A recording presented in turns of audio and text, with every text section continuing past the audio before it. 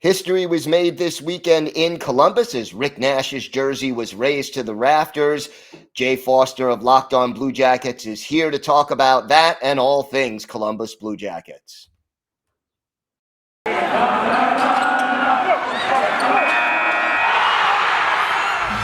Locked On NHL, your daily podcast on the National Hockey League. Part of the Locked On Podcast Network, your team every day.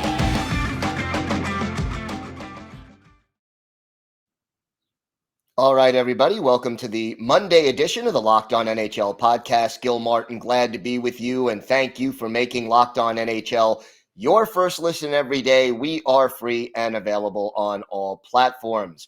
Right now, it's my pleasure to welcome back to the show, and we just had him on last week, but my pleasure to welcome back Jay Forster of Locked On Blue Jackets.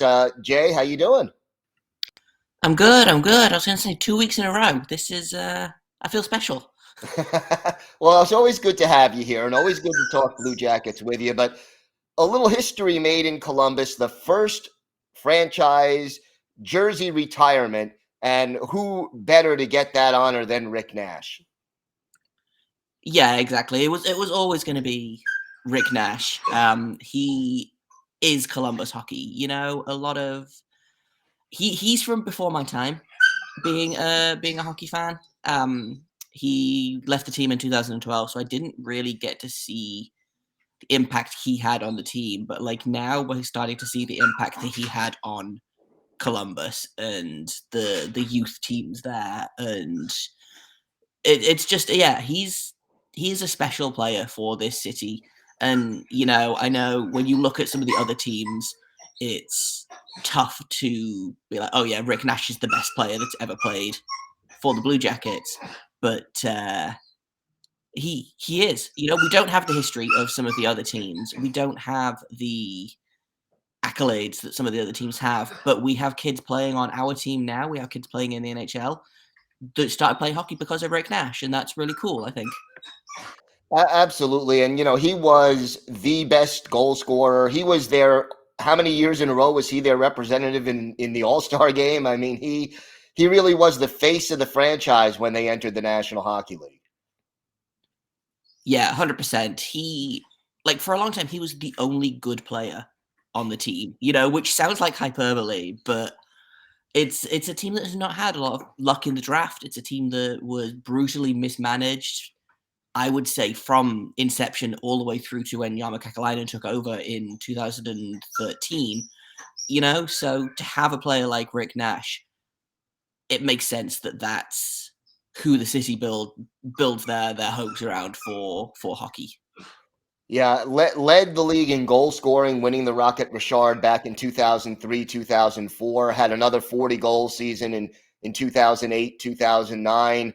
What did you think about his speech at the ceremony on Saturday? Yeah, I really liked the whole ceremony. I thought it was really well done. I thought it was just a really nice moment for, again, like the city of Columbus, who, you know, the team has had kind of a rough go of it. The past year, obviously, the passing of Matisse Kivlenieks was left a big hole in this community. And so, you know, between that and then having this ceremony to look forward to, having Nick Foligno back in the building for the first time, who was one of the most beloved Blue Jackets, you know, since 2012. You know, it was a really nice night. I thought he made a really good speech. I just, you can see how much he loved Columbus and how much he still loves Columbus and the Blue Jackets in his speech. And so I thought it was a really nice way to honor him, but also for him to honor the team and the city. And the fans. I think he was so inclusive in his speech as to how he felt about the fans and what they meant to him over the years. Yeah, 100%. And, you know, I think a lot of players will say, oh, you know, the fans are what's important, and don't necessarily mean that. But in a city like Columbus, where, you know, it's not the most exciting city. I'm a huge fan of Columbus, the city. But I know a lot of people who haven't been are like, man, what is even in Columbus? But like, Columbus is a great city, but it's not New York, it's not Chicago, it's not Toronto, you know? And so I think to him, like, okay, he was never going to be a star along the lines of, a Sidney Crosby, for example, but the fans made him feel like Sidney Crosby in this town, And so I think there's a relationship there that you wouldn't get in a bigger city, I think. No question about it. Couple of tough losses this week. One goal losses to LA and Boston, both at home. The Boston loss coming in a shootout. Where does this leave the Blue Jackets as we get closer to the trade deadline? Well, I mean, it didn't help that Washington won as well. We are, I believe, 7 or 9 points back of Washington for the second wildcard spot, so that's not ideal. We talked last week about how the next couple of weeks were going to be super important for what the Blue Jackets do at the trade deadline. Obviously, I don't think either of the losses were a huge cause for concern. The Kings loss came in overtime after having a Blue Jackets goal disallowed for being offside for like the 8th time this season, which is just bananas. That's not hyperbole. I think that is literally the 8th goal they've had called back for being offside after a review this season.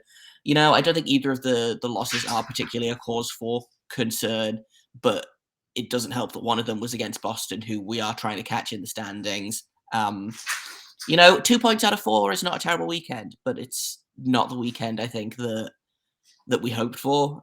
So it's getting the we are on a ticking clock. The closer we get to the trade deadline, the less time the Blue Jackets have to make the playoffs. And this was unfortunately not even necessarily a step in the wrong direction. I just think they didn't take a step. So it was frustrating. Not the end of the world, but I think probably not ideal in terms of their fight to make the playoffs. Now, at least the goaltending situation seems to have stabilized. Talk a little bit about the health of your goaltenders, because last week that was a big issue.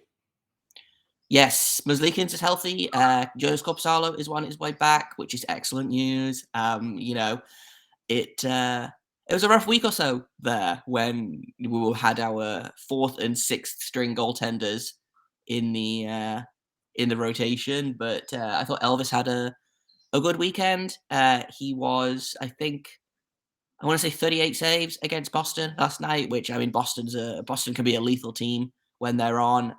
He played pretty well against LA as well, I thought. Obviously, 2 overtime losses or an overtime loss and a shootout loss, not ideal, but he has been pretty good since coming back from injury, which is exactly what we need to see. Hopefully Korpisalo gets back, and then we can kind of get back to rotating the goalies a little bit more. It's been weird. We started off at the start of the season, it was very much, Elvis plays one game and then Jonas Korpisalo plays the next game, and rotating like that. Elvis kind of took over due to better play. Korpisalo has been injured a couple of times this season, but I think, Elvis is still a fairly young goaltender, especially in the terms of the NHL. This is only his 3rd season, I believe. It is it'll be interesting to see how he handles this workload down the stretch, because he's never played a full season as the starter, and so I think, and we're kind of seeing it with Jack Campbell in Toronto. He was phenomenal for them last season, and he was phenomenal for the first 30-ish games for Toronto this season, and now you can see, okay, he's not used to being a starter. I think that fatigue is starting to wear on him, and I hope that we don't kind of get to see that with Elvis, because goalie injuries have forced us to play Elvis for the entire 30 whatever games that are remaining. Yeah, that would be difficult. Jay, why don't you tell our listeners and our viewers where they could find your podcast and where they could find you on social media? So you can find Locked On Blue Jackets anywhere that you get Locked On NHL. We are LO_Blue Jackets on Twitter. We are soon to be YouTube, hopefully as of today, actually, if all goes well. So you can find me on YouTube. You can find me wherever you get your podcasts. If you would like some dog pictures, I assume that you can hear the dog in the background of this entire interview. If you would like some pictures of him, he's very cute.